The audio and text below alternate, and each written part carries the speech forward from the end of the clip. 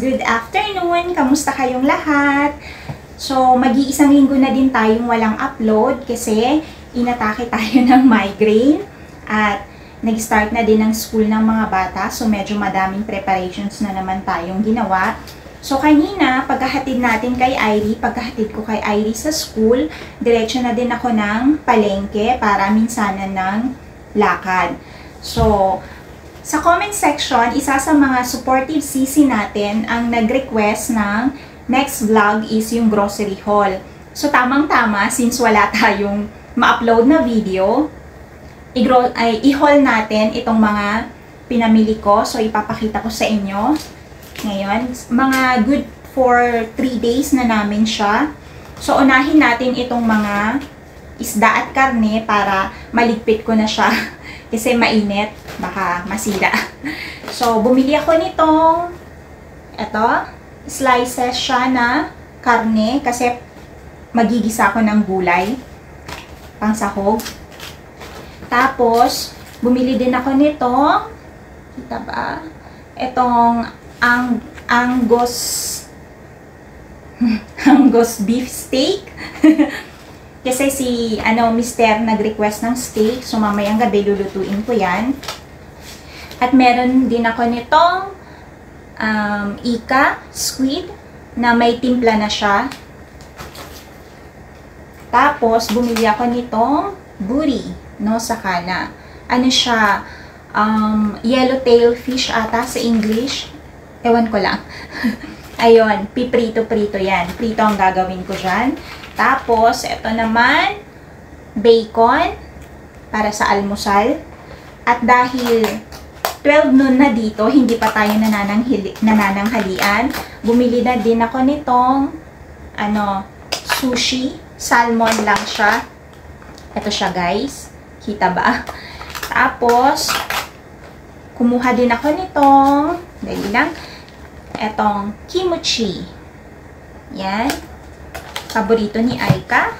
At, meron ding yogurt na mix ang flavor niya. Wait lang guys, iligpit ko muna tong mga karne sa ref para hindi masira. So, pagtapos ng karne at saka mga isda, nilagay ko muna siya sa ref saglit. Isunod naman natin is mga gulay. Kumuha ko nitong lettuce kasi nga mahilig kami sa vegetable salad.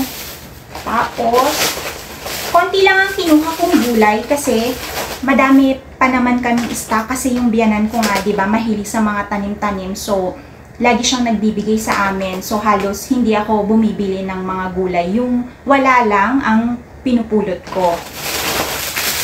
Kumuha ko nitong carrots. Ang lalaki ng mga carrots nila.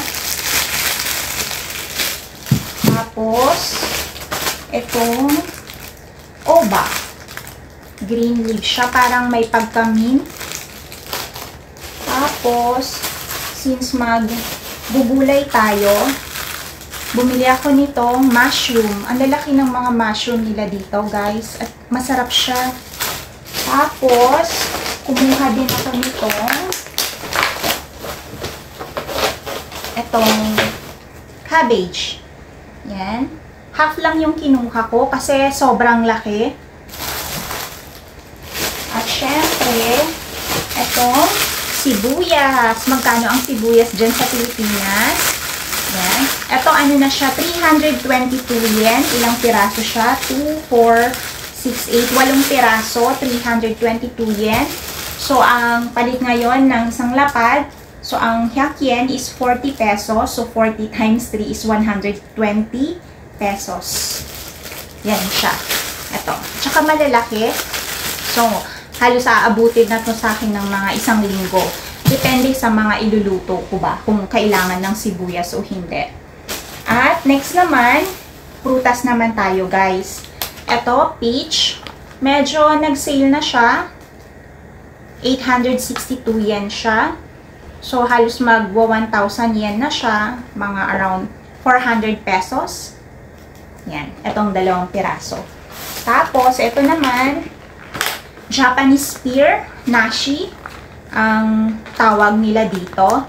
Paborito kasi ito ni Akira. So, after ng kain niya, gusto niya meron nito lagi.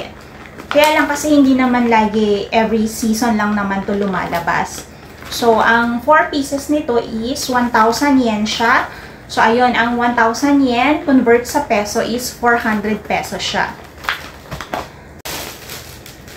Etong tinapay naman, para mamaya may merienda si Aika kasi hindi siya mahilig sa mga chichirya. Pag umuwi yan, minsan ang hinahanap niyang merienda, onigiri, so, o kaya prutas, at saka tinapay.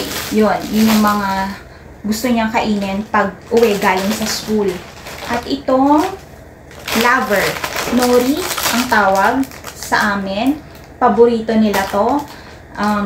Sa mainit na gohan, yung mainit na kanin nilalagay, or ako naman ang ginagawa ko yung vegetable salad. Ginugupit-gupit ko to ng maliliit, tapos nilalagay ko sa ibabaw ng lettuce kasi gustong-gusto nga ni Aika.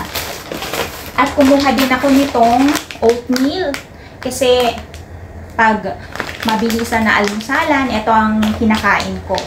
Tapos, since wala na tayong tea, mahilig kasi si Mister sa umaga, kung hindi kape, mainit na tsaa. So, bago maubos yung stock natin, kumuha na din ako para, di ba, meron na. So, ayun lang guys. Mabilisan na, talaga eh.